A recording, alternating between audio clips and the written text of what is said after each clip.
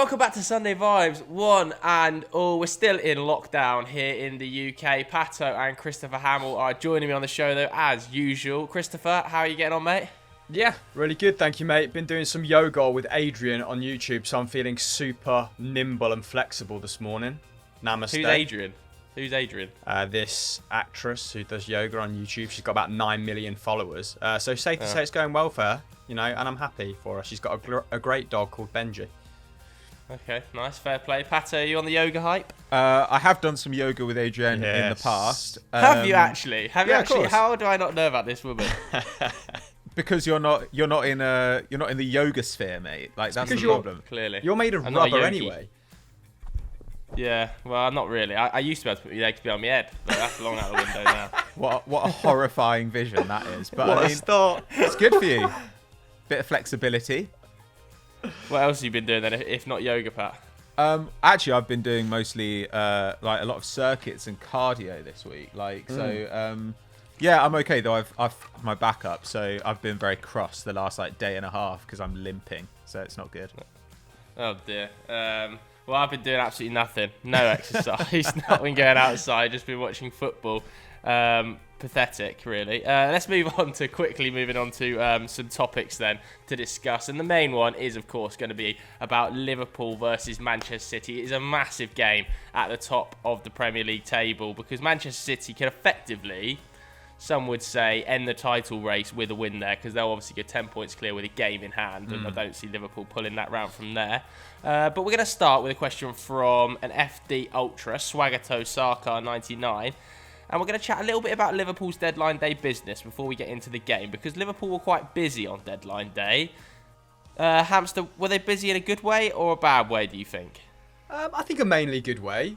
In some ways confusing. I think it's probably worth spending a couple minutes profiling who they did bring in, because most people would have seen the Ben Davies transfer and just gone, who? Understandably so as well, because it's not exactly as if Preston North End are setting the Championship on fire this campaign. I think they actually have one of the poorer defensive records in the league. But Michael Edwards, really, really good Liverpool director of football, good at picking out good players in underperforming sides, right? And I guess that's where he sees value. Done it with Shaqiri, done it with Robertson at Hull.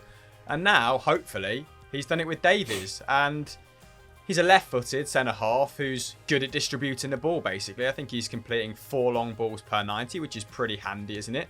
And maybe fills the void, at least distribution-wise, that Van Dijk left. He's not a physical specimen like Van Dijk. I think he's only just over 6 foot and he wins around 60% of his headers. So I don't think he's been bought in for that reason. But let's have it right. An upgrade on Nat Phillips, who was in the second division in Germany last year, and I think he's done admirably since coming in. And Reece Williams, who was playing National League North, wasn't he? So I think he comes in, he goes ahead of them in the pecking order, which is pretty sensible. They only paid 500k up front, which is pretty good, isn't it?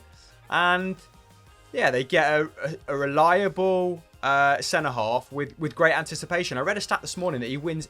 Over the last 3.5 seasons, he's won 83% of his tackles, which is pretty impressive, isn't it? Don't think he goes in for an awful lot, but him going at centre-half will then hopefully free up Jordan Henderson to play in central midfield, because Jordan Henderson against Brighton was still Liverpool's most probing passer, despite playing centre-half. So that is proving to be a big issue for them. Now, Kabak from Schalke, again, an underperforming side. Schalke, bottom of the league at current. I think they're 10 points adrift of safety, so they're all but down and are probably departing with one of their prized assets before his value depreciates, before they're relegated. But only 20, has decent pedigree, has played in the Champions League. Was it Galatasaray before, I think?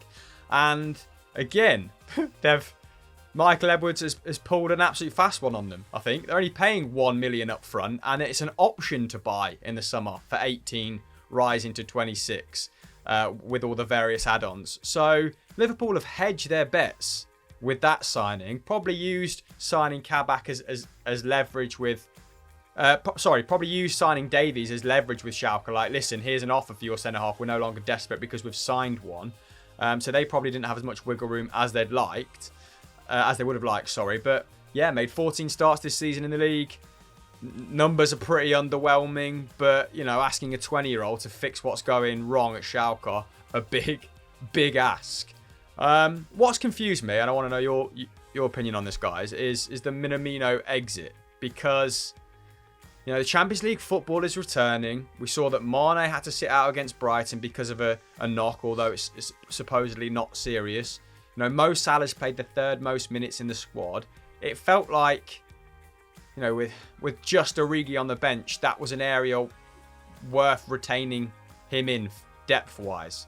So I am a little bit confused about that. I think that could, one more injury, that could prove to be a poor move, and it felt a little bit forced. I don't know why they had to do it. Maybe they want to give him minutes. Maybe he's not the player they thought he was, and they want to sell him on for a decent fee. Keep making money on those like 15 to 20 million pound players. But I'm a bit puzzled in that regard. Pat, what do you think? I don't really have an issue with letting Minamino go. I mean,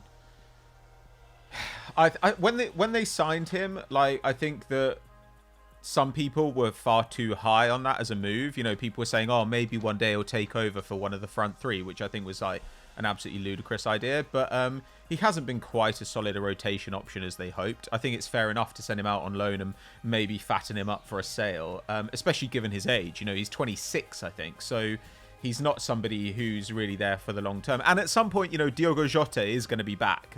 That is going to give them some depth again. He's back in training. Jota's back in training. Right. So, I mean, this is the thing. If you think that putting Minamino in, that it's only worth having these backup forwards if you think you can put them in without significantly decreasing the quality of your attack. And if they don't believe that about Minamino, then they may as well not have him. He's only played about 300 minutes in the league. And I think he'll get some consistency at Southampton because the Southampton squad is god-awful. And I think that'll be really, really interesting to see how he does there, because he might actually suit their setup quite well. So I don't have that much of an issue with it. I do understand your reservations because it is such a congested season fixture-wise. But clearly Klopp doesn't really want to play him at this point. So I kind of feel like maybe, to me, the attitude here, when we talk about having depth in attack, we too often, I think, just talk about having forwards who can come in for other forwards. Whereas actually, now they've brought in some centre-backs, it enables them maybe to play a more attacking system. Because it means that you can have Henderson and potentially Fabinho going into the midfield. It might mean that you can give your fullbacks more license to get forward and you can play like a 4-2-3-1 more consistently. And that way you can play a more attacking lineup despite actually not having lots of attacking depth, if that makes sense. So I don't know. I think Klopp's idea here is, we just needed the space in the squad so that we could stabilize the back line and hope that also stabilizes the midfield and therefore the rest of the team. Yeah, I think Liverpool, for me, when Trent and Salah don't kind of step up, then they have massive issues creatively. Like against Brighton last night, I thought they were really worrying. That was a worrying performance, I thought, against Brighton last night. They were so far off the pace. It didn't feel like they were ever going to score a goal, to be totally honest with you. And when you look to the bench, I was kind of thinking, would I rather see Origi there or Minamino there? And I think I'd rather see Minamino than Origi. I'm a little bit surprised they let Minamino go ahead of Origi. I feel like Origi's time at Liverpool has probably come to an end. He'll leave in the summer, I would imagine. And at least Minamino offers you cover in multitude of positions. I feel like Origi kind of only offers you that central focal point. And when Jota's back, he can also play through the middle. Mane and Salah can also play through the middle as a split pair of strikers. So I'm a little bit curious as to why they went to loan Minamino over Origi, because I'd be surprised if he doesn't leave in the summer. I think it's key they get Naby Keita back as quickly as possible as well. But yeah, I think overall, having Ben Davies and Kabak, I don't think they'll start together as a pairing, potentially, an awful lot, because it's going to take a while to bed them both in. But the key is just to get Jordan Henderson back in midfield. Yeah. Fabinho at a push, but I think it might be more difficult. So I think he might have to play alongside either Kabak or Ben Davies. But Henderson's deep-lying distribution to take some weight off of Thiago is so key. Like you said against Brighton, the only real outlet they had was Henderson clipping those balls in behind. That was the most dangerous threat against the Brighton backline, who were superb on the night, it has to be said. But get Henderson back in midfield, get Jota back, and I think Liverpool will be fine. There's a little bit of panic going on. I just don't understand why they picked Minamino over Origi. Yeah. I think that's probably my biggest concern there. Yeah, I got what Pat means, and there's going to be permutations in the squad, and Henderson coming back in, Naby Keita coming back in is going to lighten the creative burden on someone like Firmino, who's not enjoying a particularly creative season, right? And had he and Mane scored a few more goals, I think they've got fewer than Salah combined, we might not be questioning the Minamino exit so much. And I think it is curiosity more than like me being particularly damning of letting Minamino go. But with regards to the centre-back partnership, Klopp's tried 12 different centre-back partnerships this season in 21 league games. So it's going to be it could be a rough bedding in period for those guys as well, right? Because it's not like there's just one centre-back that one of them is going to play next to. So it's going to be interesting. But what about some other windows? Like, who do we think won the January transfer window then? Joe, who did you grade as like an A or a number 1 in your We Need to Talk episode? We Need to Talk.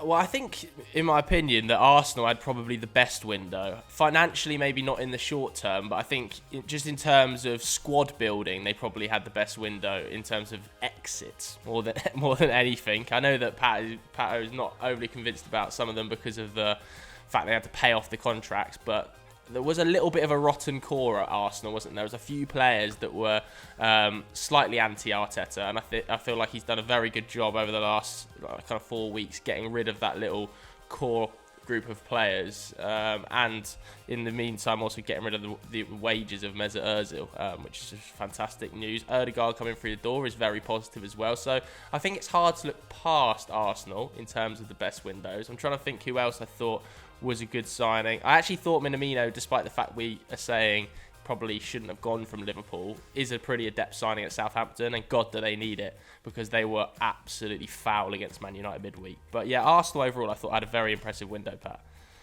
I know what you're saying, and I agree in some senses. Like, I think Arteta will be really pleased with the window because he wanted some of these guys out. But I also think it's not that hard to get a guy out who's got 6 months on his deal when you just basically pay him the money he's owed. Like, I mean, that's what Arsenal did. They haven't saved any money here, really. Yeah. Like, they just paid off Mustafi, Socrates, and Ozil, and that's fine. Like, I think that's totally fine. Getting them out is totally okay. As for other things, I mean, Saliba, like, finally corrected like the succession of terrible mistakes they made with him over the summer, but I don't really understand that. He's obviously somebody I'd have kept and played, but that wasn't going to happen, so it makes sense to loan him out, and he's already playing pretty much every minute for Nice. Ainsley Maitland-Niles I definitely would have kept. Arsenal don't have depth at left back. We've been playing Cedric there recently in the absence of Tierney. Obviously Saka can play there as well, but I don't think that you want to move him from his position on the right at the moment because he's been so effective. So I would have definitely kept Ainsley Maitland-Niles because he's just useful. You know, Maitland-Niles, like, yes, he doesn't play in midfield much, but he can back up players in midfield. He can play at right back. He can play at left back. He's a better one-on-one defender than any of our fullbacks except maybe Tierney, who actually doesn't have to do that much one-on-one defending. Like, Ainsley Maitland-Niles, I certainly would have started him against teams like Man United because athletically, he can match pretty much any winger in the league. He's so quick and he's really good defensively. He's a pretty good technical player as well. So I just think that's the sort of player that you want to have in your squad when you're facing loads and loads of fixtures down the stretch, because he just helps you out in those situations. And Arsenal have a lot of players who have pretty bad injury histories. I mean, guys like Joe Willock, like, jury's kind of out, I think. Like, Joe Willock going to Newcastle, I think, is perfectly good for him. I'd be totally happy to sell him in the summer. Like, I really hope that he gets consistent minutes there and can find a role, because I'm not quite sure what he is at the moment. I mean, in a way, he's not that dissimilar from someone like Almiron. Like, he's going to work really, really hard. Like, he's actually pretty good on the counter-attack, like, because he's quite fast. He's a decent dribbler. On the other hand, he's probably got the lowest technical level of anyone I've ever seen come out of the Arsenal Academy.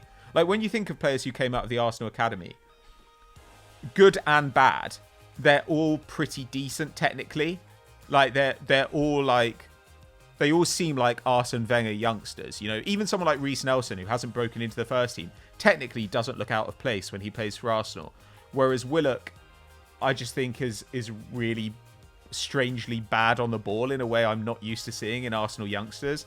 So I think that he might do a little bit better at a side which are less focused on possession, less focused on ball retention. You know, like a team like a Newcastle or even a Southampton, where he's going to be required to make intelligent runs as opposed to intelligent passes. I think that might be a better fit for him. So I hope he does well. But I don't know. It's a weird mixed window for Arsenal. I mean, the main thing, the headline things really are they brought in Matt Ryan, so that gives them some goalkeeping depth, and they brought in Martin Odegaard, which is like about as good a move as they could possibly have made. I mean, it's one of Arsenal's best transfers in ages, as far as I'm concerned, especially if they can end up getting him on a permanent in the summer. I mean, that would be truly, like potentially a transformative signing for Arsenal. So I think that's a great move, and I'm quite looking forward to seeing him play. Yeah.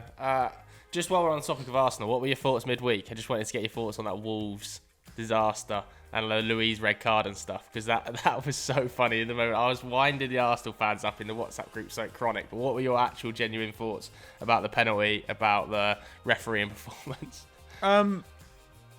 I'd say it's probably actually been a long time since I was that rattled by an Arsenal result. That's what they all said. That's what Temp said, the same thing, and George. Well, I was just like, it just made me furious because I thought Arsenal had played really well, and I wouldn't have minded going in at half time like 1-1 because I mean clearly it's a penalty. Like I don't see how it can possibly not be a penalty, but for it to be a red card, I think is absolutely ridiculous. Like I mean, if the fact that if Louise had like slid through him, it would have been trying to get the ball, it would have been a yellow. Like I think everybody agrees this doesn't make sense. So yeah, I thought it was silly.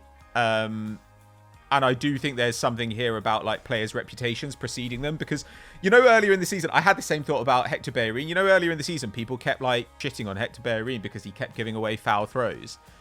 And they were like, oh, this is a problem with Bellerin. It's like, but it's not. Like, if you watch any throw in the league, like, wouldn't you say like 80% of throws in the league are foul throws, technically? So many foul throws, yeah. But it's just like, once you get a reputation for it, then like, you're going to get called for it. And, so in that sense, like Luis has kind of made a rod for his own back. But I did think, I was like, he hasn't tried to do anything. He hasn't tried to trip him. Like he's literally run near him. And like you can accidentally give away a penalty, but I don't think you can accidentally commit a red card offence there. Like I mean, that seemed very silly to me. So yeah, I just felt it was a bit ridiculous because I was like, Wolves were so bad in the first half. Arsenal was so dominant that I think it would have probably been. I think it probably would have been quite a stroll to a win afterwards. And so that was frustrating. On the other hand, I remember saying like to myself, you know what, this doesn't matter. Like we're not going to finish in the top 4. We might not even finish in the Europa League places. Like the fact our season's functionally over in the Premier League. So in that sense, this is annoying, but it was the injustice that annoyed me rather than like the result that much. Although I do remember then in the second half, they were going on about how good Moutinho was. People were like, oh, what an amazing performance from Moutinho. No pressure on him. Pressure on him. I know. I was like, I could play centre mid for a team facing 9 men. Like I could do it. Yeah. And also I thought Moutinho, I was like, Moutinho, there was a reasonable shout for him being sent off in the first half. Like I remember, you know, he got booked and then he brought down Pepe on a counter and the ref just said it wasn't a foul. And I was like, is this one of those things where you actually don't think it's a foul? Or is it that you know that if you give it as a foul, you're going to have to send him off? So therefore you're like, guess I won't call it as a foul. But I don't know. Yeah, when people going on about Moutinho in that game, I was just like, honestly, that was Moutinho's wet dream of a game. That he had about 30 yards of room. Yeah. All he had to do was take a touch and then spray the ball 40 yards to the other side of the pitch, and then get it back and do the same again on repeat. Yeah, exactly. So I mean, like that kind of made me laugh, but I was just like, oh, whatever. Like it's fine. I mean, I just see people like posting up stuff where like the Wolves Twitter account after the game were like thoroughly deserved result, and I was like, okay, like I get that this is now just like trying to piss people off, but it is what it is. Yeah, and on like their TikTok account, they posted something about Bernd Leno like handling the ball about being like the last brain cell. Which was actually quite funny in the moment. That was funny. Like, I mean, say what you like about that. That was objectively hilarious. Though also, I was watching the game, and you know they kept playing replays, and none of the replays were helpful at all. I was just like, because he like flips his arm so quick, his arm like glitches forward. I was just like, they kept showing replays that didn't show what happened, and I was like, please show me. I want to see the moment he punches the ball away, but they kept just like not getting it, and I was just like, this is bullshit. Like, I'm done with this. And to be honest, we still could have drawn with 9 men against Wolves. I don't know what's wrong with Wolves at the moment. Yeah, wow, just the lack of Jimenez is like killing them. They're just basically a team of wingers. Although I thought Willian Jose was okay. At least he gives them a little bit of a focal point going through the middle. While we're on the topic of January transfers, is there anyone else that impressed you midweek, Hamster? Jesse Lingard, lovely to see him back amongst the goals.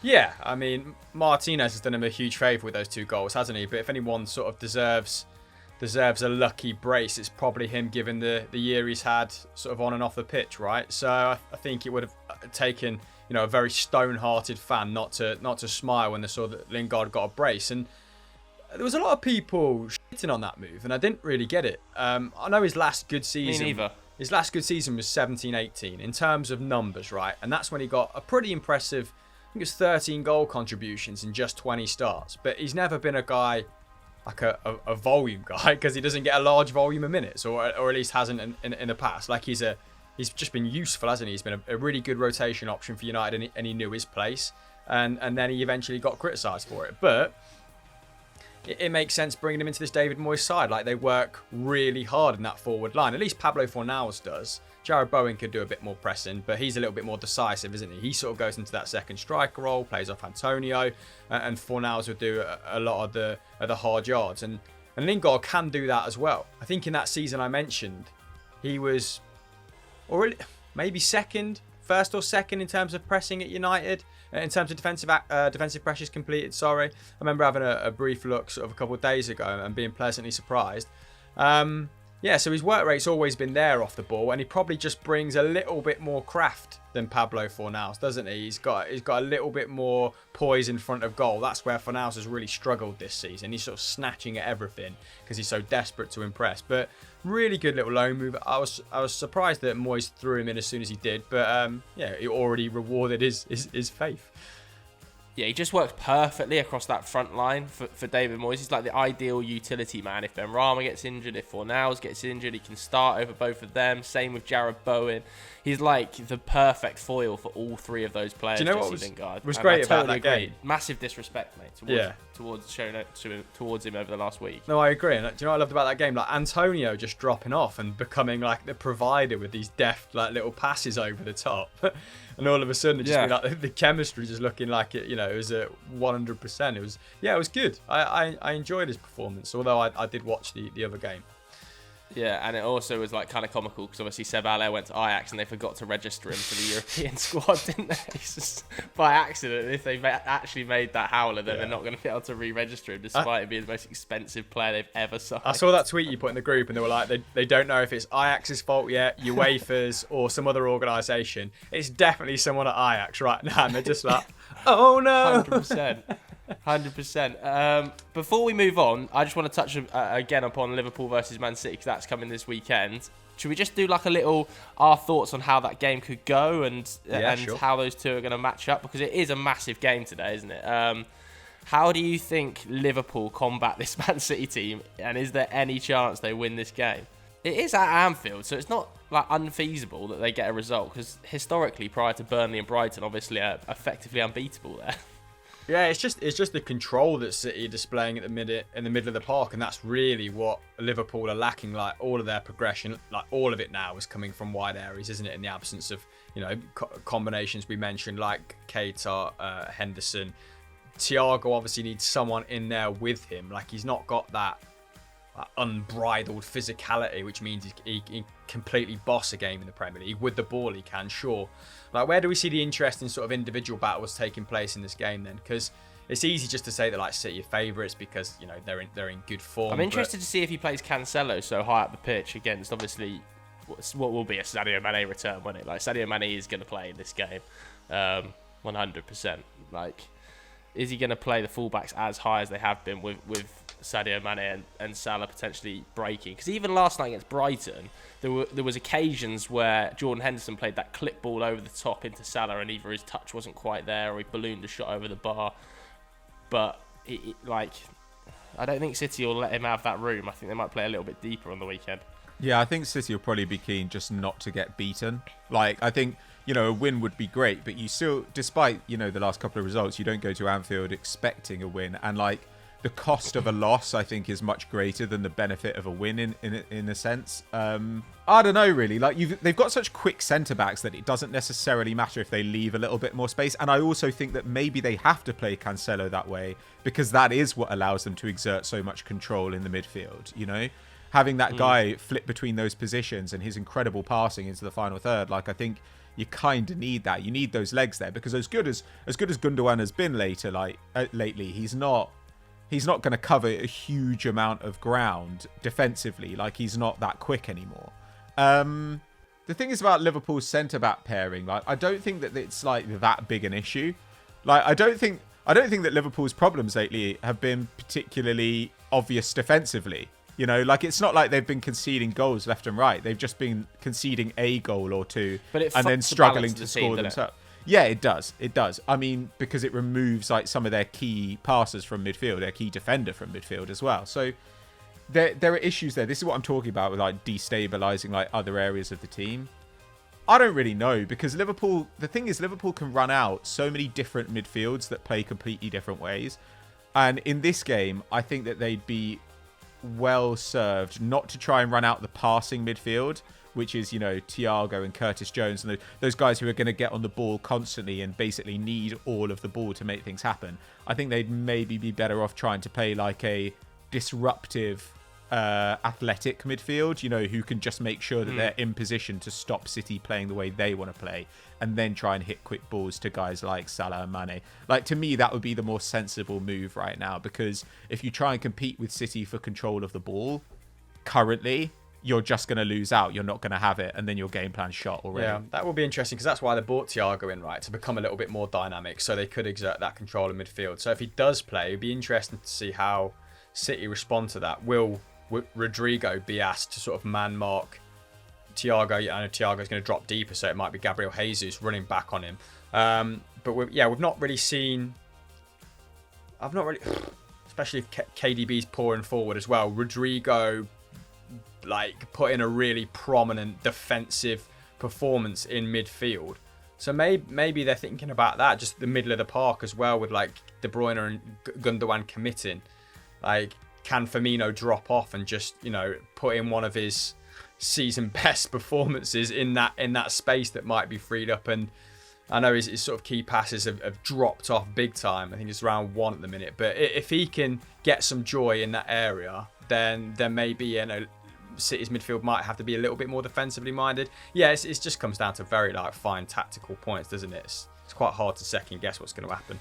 What do you think the score will be? Let's have a score prediction from us all and see if any of us get it right, and we can clip it and put it on Twitter when we're all incredibly wrong. What do you reckon, Hamster? I think City are probably going to edge this 2-1. Like both managers sort of have tended in recent fixtures to kind of negate the other. So yeah, it's going to be closely fought, I think. I'll stick with 2-1. Pat? Yeah, I think I'll go for the same thing. I think it'll be I'm going to say City will be narrowly the better side, I think, and we'll probably get the result. All right, I'll mix it up then. I'll go 2-1 Liverpool, just to be a little bit different. But I do think Liverpool can definitely harm this City team. So let's mix it up. Right, let's do some quick fire questions then.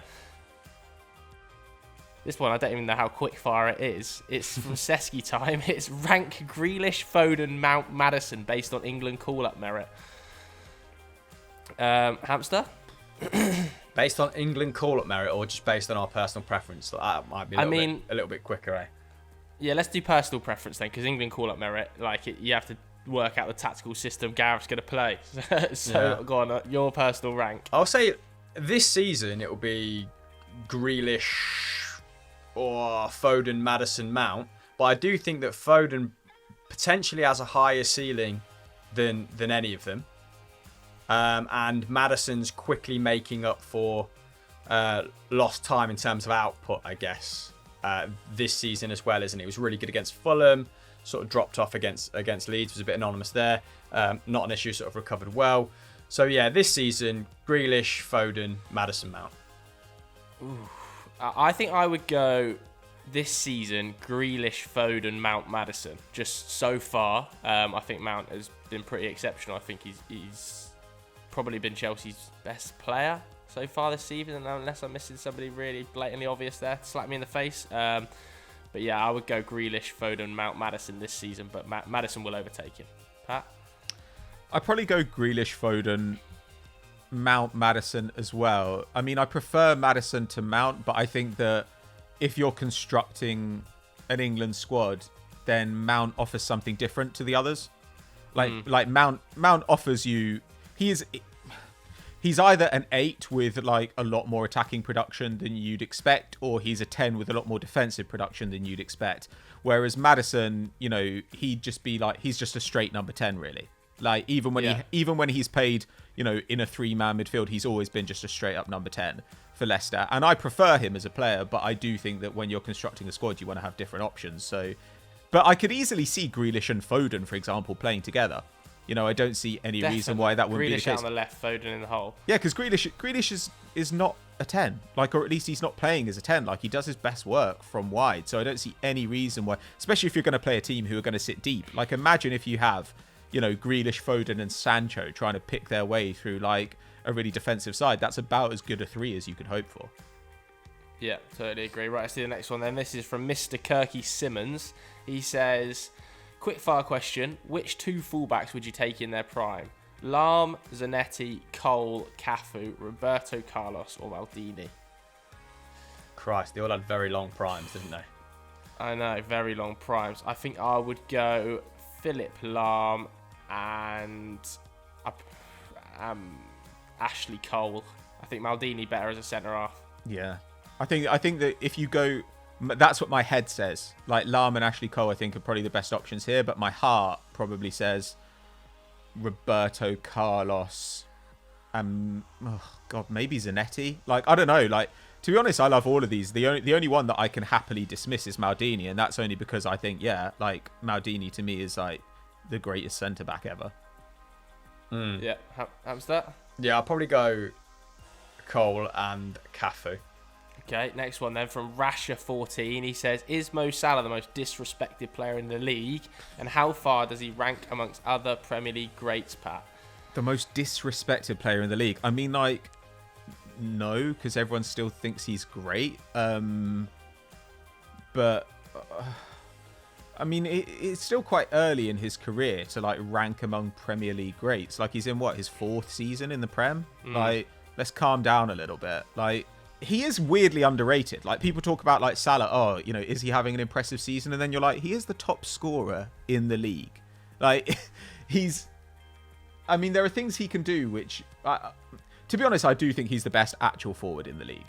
Like, I mean, attacker-wise, you obviously have to factor in guys like De Bruyne and Fernandes, but he's the best forward in the league, I think, by quite a long way. And, but most disrespected, like, I'm sure there are lots of other people who are not getting the credit they deserve. Like, I just don't really know how to answer this question. Like, among other Premier League greats, like, there are guys still playing who need to be kind of inducted into that pantheon before him. You know, you've got, like, N'Golo Conte, for instance, who certainly belongs in there. I think if you have another two to 3 seasons of Salah doing this, then I think that he'll be, like, a shoo-in for one of the best forwards in Premier League history. But it's very difficult to have under half a decade in a league and be seen as a great in that league.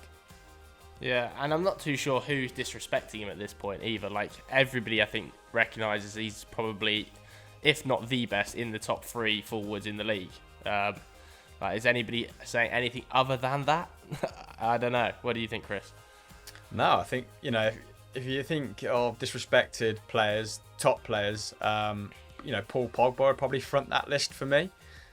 I don't think he's anywhere near as disrespected as someone like him. I don't know. Maybe this is Liverpool fans, like, annoyed that he's kind of not in the conversation enough as one of the top 3 players in the world. And maybe he doesn't have as good a PR as Messi and Ronaldo. You know, he's not an Adonis. Actually, he is cut to be fair to him. He is, yeah. Like, seriously. But people don't kind of, you know, view him like a Ronaldo, do they? He looks like Mo Salah could be like a friendly little IT nerd, couldn't he, as well, with his curly hair and his sort of big buggy eyes. So maybe it's just, you know, stupid things like that. Perception, like the aesthetic. But yeah, like 4 seasons of over 20 goals a season. What is he, like the second Liverpool player to do that? It's hard not to be objective when his numbers are as ruthless as they are. Yeah, agreed. Right, let's finish with a personal question then from I'm Ganesha. Something like that, I think it is. We all have personal superstition/rituals when we watch our team play. What's yours? Hamster? Oh, I don't really have a superstition, but I do have to kind of sit in the same seat. Like, I have to sit in the optimum football seat in my house. That's definitely a superstition, mate. That's literally a superstition. No, I'd say that's a ritual. Like, it's not. I don't think it's gonna like help Celtic beat, Copenhagen in the last 32 of the Europa League. But like, I will be annoyed if I'm in a different seat that's sort of off centre in the living room. It's not like optimum viewing experience. So fair. So yeah, a designated football seat, I think, is about as close as an answer as I'll get. Yeah, mine is like Chloe can't be in the room. Whenever she walks in the room, that is dark, mate. No, whenever she walks in the room, Man United concede a goal. I'm not even joking. Whenever she comes up the stairs, Manchester United suddenly concede a goal, and it all starts to unravel on the pitch in front of me. And I'm like, Chloe, quick, get out, get out. What do you do? Send her to bed? Well, no, most of the time Chloe's watching TV in a different room anyway, because obviously doesn't really want to be watching Manchester United. But like, say she comes in to get a cup of tea or something, Man United will concede a goal in the 3 minutes she takes to make a cup of tea before she goes back to watch her other TV show. Is 3 minutes how long she's got then? Is that the window of opportunity? Like, quick, go, get out. Because Man United will be conceding a goal. I don't know what happens. It's totally bizarre, but it happens every single time. What about you, Pat? Oh God, I suppose that I don't tend to like be confident about Arsenal. Like, I don't really like predicting like wins for Arsenal, and I never think I never think a game's going to be easy. I just like get myself out of that mindset that like, I think we'll roll this team over. Like, I try never ever to think of that, and I'm not sure if that's superstition. Like, there's an element of superstition in it, I suppose. Though not really. Like when I think about it, but like. There's an element of like not wanting to tempt fate, but also I think it's partially like just protecting myself against inevitable disappointment. Yeah, I totally agree with you on that one. I never predict Man United are going to do well. Although I did on midweek, I messaged Milad, who's a guy we work with, and I said we're going to beat Southampton 5-1, I think I said, like as a joke, and then we won 9-0. So I think maybe now I might just start predicting we're going to win every game. You actually go the opposite way, Tomlinson. Like, yeah, you go for a little ritual in the WhatsApp say we'll group. Lose. Yeah, of exactly. Like we are tonight. so bad. You'll pick a couple players who like you want to blame it on. Yeah. Yeah, you definitely hedge your bets. We're definitely going to lose tonight, and then that way, if we lose, I'm not disappointed. I already realised that we're going to lose, even though I will still be disappointed in a foul mood anyway. But yeah, let's wrap it up there. If you've got any questions for next week's show, make sure you send them in on Twitter. Pat, what was the podcast on this week? The podcast this week was a How to Fix Barcelona with Doogie Critchley. We were kind of following on from Continental Club last week, where they talked about the financial situation there. And we then kind of dug into rumoured moves, like Memphis Depay and Eric Garcia, and who we would target to really shore that side up, and especially what the effect is going to be of Lionel Messi leaving, which I think everyone assumes has to happen at this point because Barca simply can't pay him. So yeah, it's an interesting one. Our first How to Fix, it must be in nearly a year, I imagine. Woof. Yeah, that's crazy. Hamster, anything you want to push? We are planning on bringing one-on-one back to Euro Football Daily, and go and watch the latest Explains, both on Euro Football Daily and Football Daily. I think we've got one coming out on Bayer Leverkusen's Talent Factory, right, Pat?